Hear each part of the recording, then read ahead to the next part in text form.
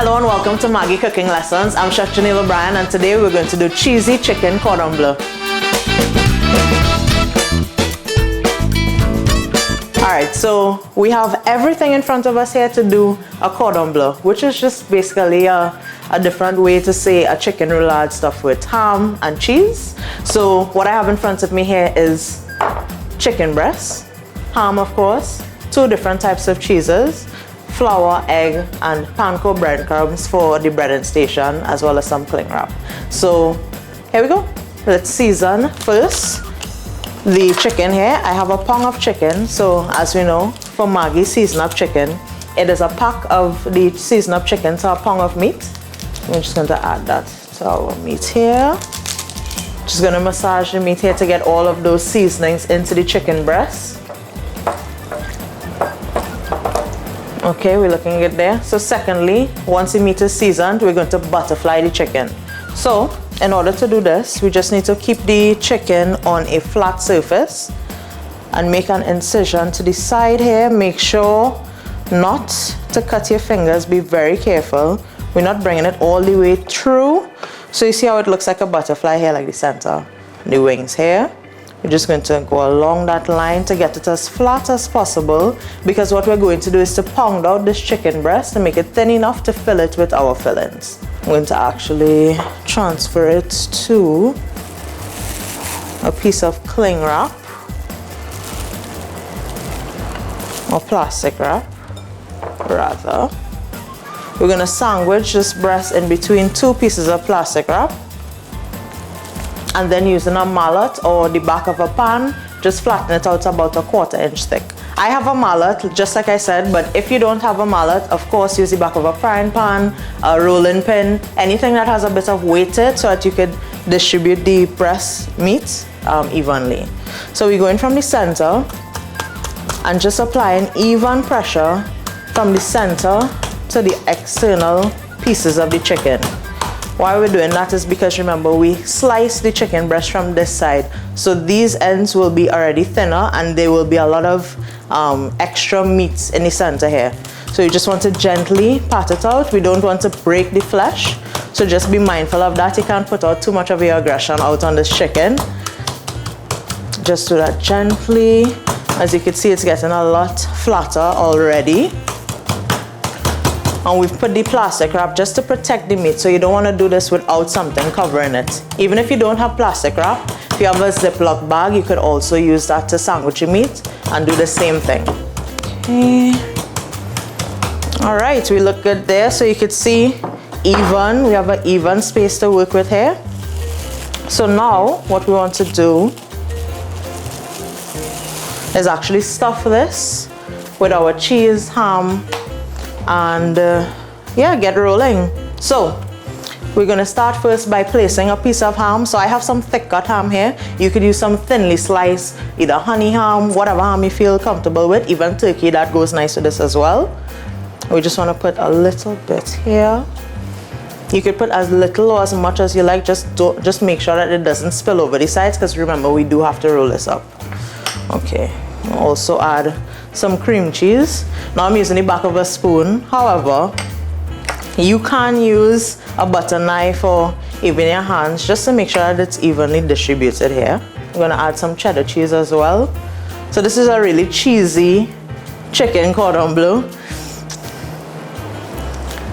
All right, and what we're gonna do is just gently roll the log from this short side here all the way up. Okay, so gently roll it in. You can rough it up a little bit. Try and tuck in the sides. That's just so that the filling doesn't come out. And there you have it. What we're going to do now is use the same plastic wrap to roll it up, and then we'll put it in the refrigerator to set, because what we're going to do with this after is fry it. So as you can see, just rolling it up really nicely. And then you're going to take these two edges and roll it this way. And it doesn't want to cooperate with me here, but when you roll it, it becomes tighter on the ends. You want to get that friction going. And you can see that it's a really nice, short, tight log. And we're gonna take these logs and put them in the fridge to chill. Okay? Okay, so the chicken has come out from its little refrigerator rest, and what we're going to do now is bread it to fry. And this is what we're going to do right before we put it into bake, just to give it that color that we want. So gently take the rolled up chicken breast and cover it with flour first. This is to kind of seal off any of the little edges that we may have missed. It just gives that extra layer of protection. And you will see that I'm just using one of my hands. I like to keep one of my hands free just in case I have to do anything. Okay, now straight into the egg, and you want to make sure it's well coated in the egg, even the ends, as you'll see I'm doing here. And then we're going to dip it into some panko breadcrumbs. Now you could use any breadcrumbs you'd like. So you could use regular fine breadcrumbs. I just like the panko breadcrumbs because they get extra crispy when we fry them, and they have a higher frying point than regular breadcrumbs. Look at that, it already looks good. We're gonna put them on a plate here so that we could line them up for frying. So just repeat with each one. Okay guys, so you want to get this oil nice and hot, because remember, we're not going to cook it completely here. We just wanted to get a nice golden brown and delicious color. So I have my oil really hot. I'm going to drop 2 of the chicken pieces in there to get brown. So I got it right before the smoking point. You'll see it has a little bit of smoke coming out, but as soon as you rest the meat into it, it actually reduces the heat, which is why I haven't added the third one as yet. So just make sure and monitor that heat when you're doing something like this. As you can see, it's already getting golden brown. And then this is also another benefit of using panko, because it could take a high amount of heat and not get burnt really quickly. You see that it is nice and golden brown.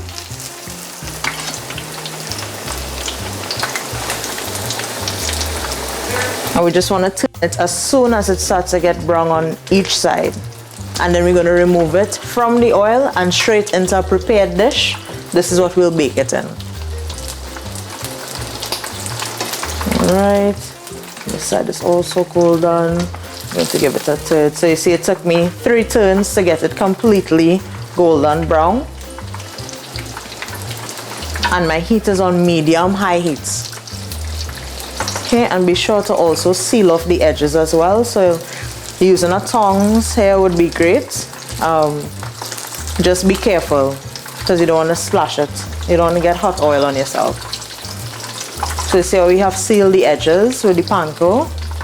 And that's exactly what you want, and we'll remove it from the heat and straight into the baking dish. And what we're going to do, we're going to bake these at 350 degrees Fahrenheit or 180 degrees Celsius for about 30 minutes until the liquid runs clear, and you'll see a little bit of cheese bubbling out. Okay guys, so I just took out the cordon bleu out of the oven. It smells amazing. It feels crispy, especially as we use that panko breadcrumbs, and I can't wait to cut inside of it, so let's go. Alright, make sure you're using a sharp knife. Okay. Alright, look at that guys, 30 minutes in the oven. It cooked all the way through, and of course you can see the cheese inside, the cream cheese, the cheddar cheese. Let's give it another cut. Alright guys, you know that when something is finished cooking here, it's time for me to taste, so I'm gonna dig in. Alright, let's get the end piece here. Guys, I said it was going to be a cheesy chicken cordon bleu. Did not lie, it is giving all the cheese, all the creaminess. It is definitely tasty, delicious with that extra crunch. Go to NestleRecipesCaribbean.com to get this recipe. Try it out and let me know how it goes. Okay, bye. Bye guys.